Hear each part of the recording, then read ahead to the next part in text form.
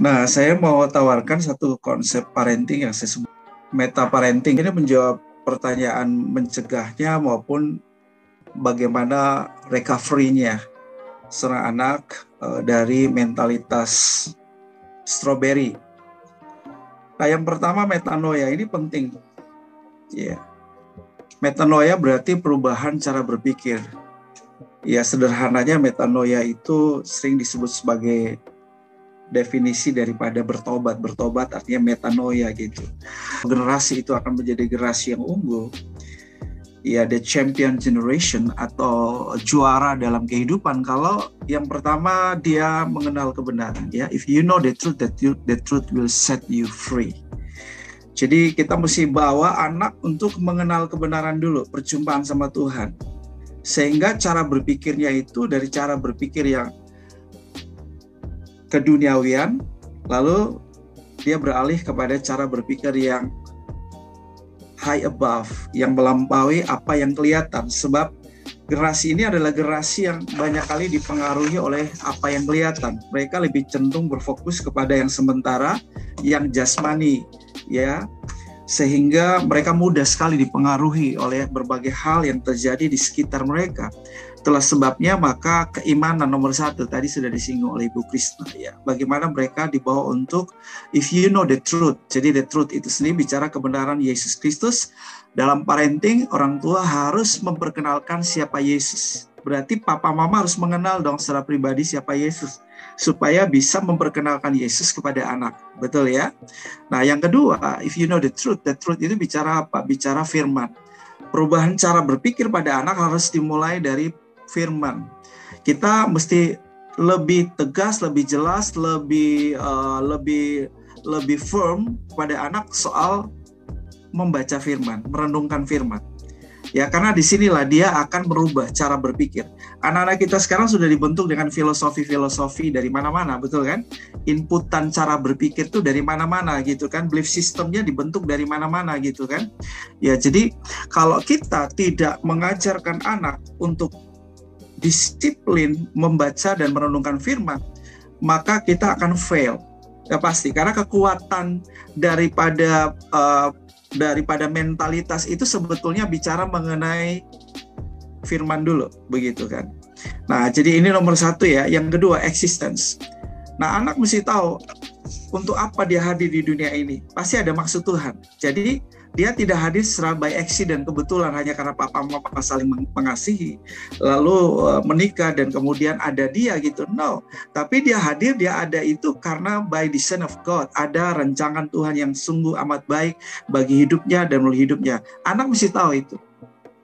Kita mesti beritahu anak, gitu kan, bahwa ada purpose of God yang spesial dalam hidupmu.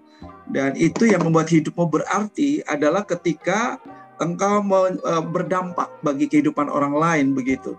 Nah, ini yang disebut Aristoteles dengan istilah virtues. Virtues itu begini, virtuesnya garam adalah asin, betul? Jadi garam itu disebut berarti bermanfaat, bermakna ketika dia mengeluarkan rasa asin, memberi rasa asin. Oke, virtue daripada lampu adalah cahaya, gitu kan. Nah, apa virtues dari kamu? Nah, ini kita mesti bicara sama anak bahwa kamu tuh punya sesuatu di dalam dirimu yang kamu bisa ya memberi arti, bermanfaat bagi orang lain gitu. Jadi pastikan bahwa hidupmu tuh berdampak, hidupmu bermanfaat, hidupmu itu memberkati orang lain. Nah, ini sebetulnya tujuan keberadaanmu, kehadiranmu di dunia ini. Nah, ini penting sekali dalam konten parenting kita. Kemudian yang ketiga adalah tenacity, ini ketangguhan, keuletan, kegigihan, ketekunan, pantang menyerah. Ya, ini atau disebut juga dengan adversity quotient, kecerdasan ketahanan diri pada masa-masa sulit. Nah, ini kan persoalan dari tadi kita bahas. Yang paling kurang di dalam generasi kita ini adalah tenacity-nya yang kurang. Sehingga dia tidak memiliki mentalitas seorang pemenang, juara. Nah, mentalitas champion ini bukan mentalitas bersaing, bukan ya. Bukan mentalitas bersaing yang kita bangun pada anak gitu. Ya, kita jangan sampai membangun mentalitas persaingan pada anak, sebab mentalitas itu berbahaya. Karena apa? Selalu ada yang kalah, betul kan? Selalu ada yang di depan gitu kan. Jadi ketika anak dilatih, dibangun dengan mentalitas ada di dalam perlombaan Formula One, ini bakal masalah pada kejiwaannya nanti. Kenapa? Karena tetap saja akan ada orang di depan, betul kan? Ya kan? Kalau kita pun sudah mendahului orang, tetap aja ada yang masih di depan kita gitu. Ya, jadi ini nggak boleh kita bangun pada mentalitas anak. Tetapi mentalitas champion adalah begini. Kita mesti bilang pada anak bahwa hidup ini penuh perjuangan. Hidup tuh nggak mudah. Jangan terlalu menggampangkan kehidupan. Jangan kita kalau ngomong tuh ya, karena motivasinya positif, tenang, nak gampang semua. Ya oke. itu justru itu hoax ya. Itu kita justru membohongi anak begitu. Kenyataannya bahwa masa depanmu jauh lebih sulit dari masa papa mamamu sekarang. Perjuanganmu lebih berat nanti ke depan. Ada begitu banyak hal peristiwa-peristiwa ini yang bakal terjadi, yang akan kamu hadapi ke depan. Nah, kita mesti beritahu anak-anak kita. Mereka harus tahu itu. Sehingga kita juga mempersiapkan mereka dengan mentalitas juara dalam kehidupan ini. Jadi tidak menggampangkan segala sesuatu. Walaupun kita bisa saja, contoh ya, saya kasih latihan anak saya, Geraldi misalnya, waktu dia mau naik kelas, dia bilang, "Papa, boleh nggak saya dapat hadiah sepeda?" Waktu itu dia masih SD, gitu ya. Nah, setiap hari anak ini kan dia sangat strong will ya, sangat strong will. Apapun yang dia inginkan tuh dia mesti dapat.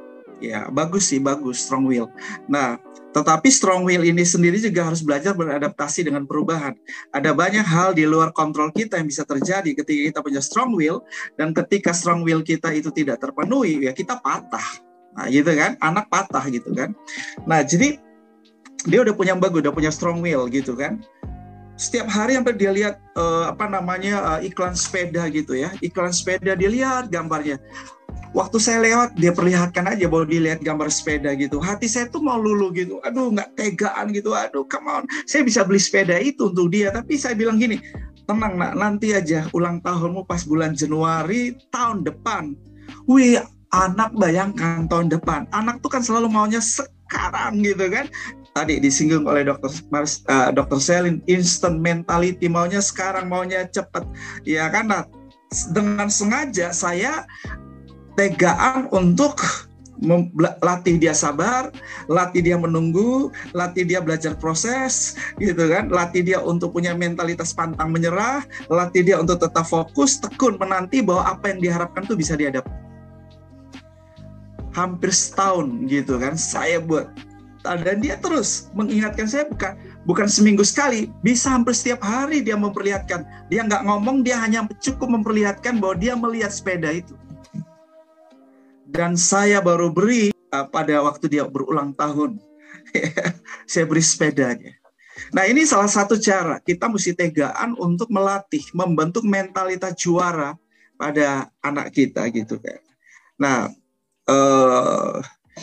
kemarin ketika dia harus magang, karena dia berusia 17 tahun dan dia harus magang waktu itu. Wah, dia ada kesempatan peluang untuk dia magang, dia tidak mau.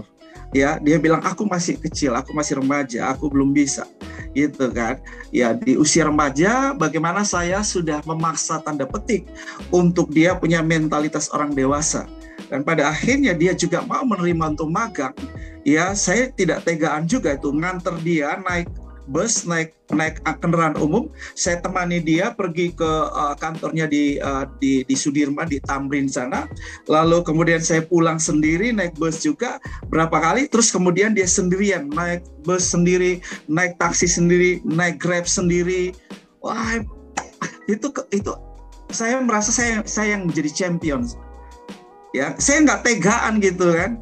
Rasanya aduh gimana. Lalu contohnya Sharon, anak saya yang pertama lah. Ya, belum apa-apa, baru kerja udah, Dad, aku mau beli mobil. Wah, saya tahan tuh, saya lalu, oke, saya kasih diedukasi, saya kasih buka wawasannya, saya kasih pengertian. Lu kalau punya mobil oke lah, tapi begini. Saya latih dia, saya ajarin dia. Boleh belum apa-apa, belum jadi apa-apa itu kayaknya udah jadi orang kaya gitu. Ya, ini mentalitas yang dengan sengaja saya latih anak-anak saya. Ya tadi yang ngurus laptop saya itu Adrian, itu ada masalah Adrian yang datang. Apapun kalau saya solve problem IT nggak selesai, Adrian selesaikan. Ya, sampai ada teman-teman di X tuh bilang gini, kok bisa ya Adrian mau bantu papanya gitu ya, apa-apa Adrian mau bantu papanya, terus kan banyak anak-anak sekarang nggak mau gitu kan.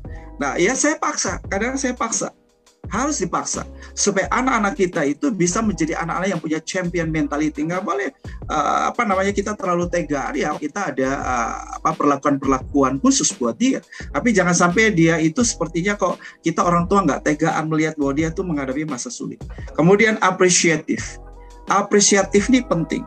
Kenapa ya anak-anak sekarang tuh sebentar-sebentar mau self healing gitu kan, sebentar gitu, aduh gue kayaknya gangguan mental ya, gue gangguan jiwa deh ya kan, ya sebentar butuh self reward ya kan, mental gue terganggu nih gitu kan Bu Krisna ya, sebentar gitu kan, aku ini dulu deh, aku ninggalin pekerjaan dulu deh 6 bulan self healing di Bali gitu kan. Terlalu sensi begitu. Nah kenapa? Karena mereka nggak belajar apresiatif dengan kehidupan ini gitu. Gratitude-nya, sikap berterima kasih bahwa di balik semua kondisi keadaan yang suka dan sulit, ada blessing di situ. Nah ini perspektif yang kita mesti bangun sama anak kita. Ya bahwa dia mesti belajar say thank you untuk hal-hal kecil gitu loh. Dia mesti belajar menikmati sesuatu yang sederhana dan dia say thank you, dia punya gratitude spirit ya, bahwa ini berkat Tuhan, walaupun hal yang sederhana, hal kecil, tapi ini something blessing from God. Jadi dia belajar untuk enjoy, bersuka cita dengan hal-hal kecil yang sudah dia alami, dia diterima dari temannya, dari keluarga, dari kakaknya, dari adiknya, dari orang tuanya gitu kan. Nah ini yang mesti kita latih, memang mesti kita bangun pada anak-anak kita. Jadi ini meta parenting, ini banyak hal yang kita bisa bahas di sini.